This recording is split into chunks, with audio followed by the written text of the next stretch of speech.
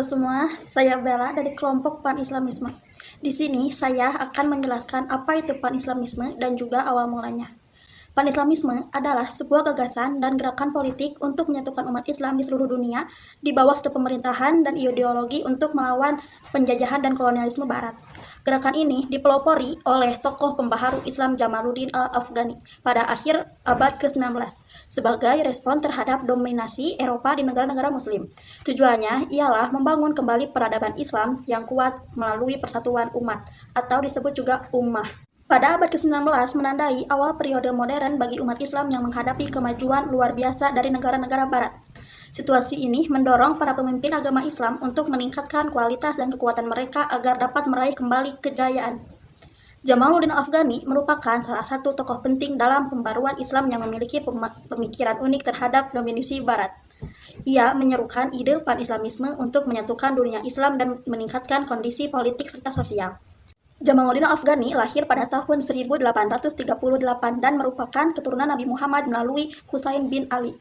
Jamaluddin lahir di Asad, Iran. Meskipun asal-usulnya berbeda, sejak kecil ia mempelajari berbagai cabang ilmu pengetahuan Islam dan mulai belajar filsafat serta ilmu pengetahuan modern.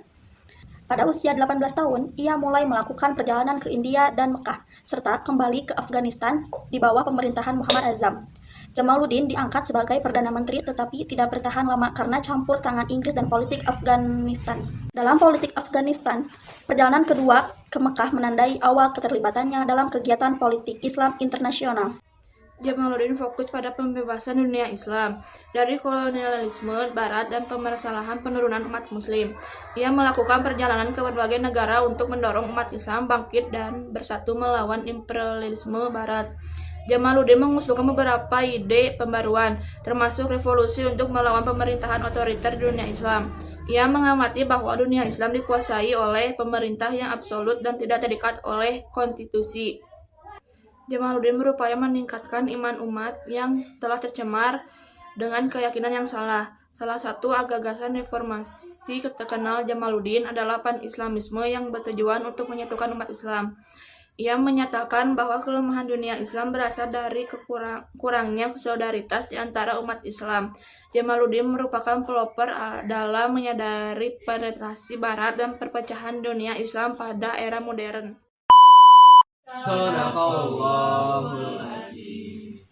Pak Guru, pan-Islamisme itu apa sih? Saya bingung, kenapa negara Indonesia dan Turki harus bersatu? Padahal kan itu beda negara. Pertanyaan bagus, Doni. Coba kamu bayangkan itu seperti sepak bola. Hah? Sepak bola? Betul, kita sedang membicarakan abad ke-19. Di masa itu, mayoritas negara muslim di dunia seperti tim-tim kecil sedang ditekan dan dijajah oleh kekuatan besar Eropa seperti tim raksasa yang curam.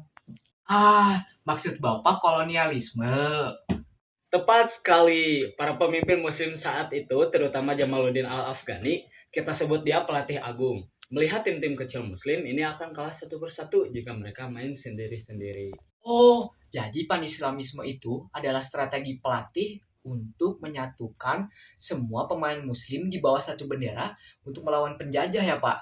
100% benar, tujuannya adalah persatuan politik, mewujudkan satu kekuatan besar sebagai pertahanan dari melawan imperialisme Barat. Strategi pelatih agung tidak hanya menyatukan mereka, Doni. Ada dua instruksi penting. Ganti formasi. Jangan hanya pakai cara lama. Umat muslim harus reformasi internal, belajar ilmu pengetahuan, teknologi, dan cara berpolitik yang modern dari Barat. Tapi tetap berpegang pada nilai-nilai Islam yang murni. Oh, jadi harus belajar taktik baru. Bukan hanya mengandalkan semangat, jaga komunikasi. Semua tim kecil dari Mesir, India, dan Indonesia harus terus berkirim surat, berbagi informasi, dan merasa sebagai satu keluarga besar yang menghadapi musuh yang sama. Ini yang kita sebut solidaritas global ya Pak.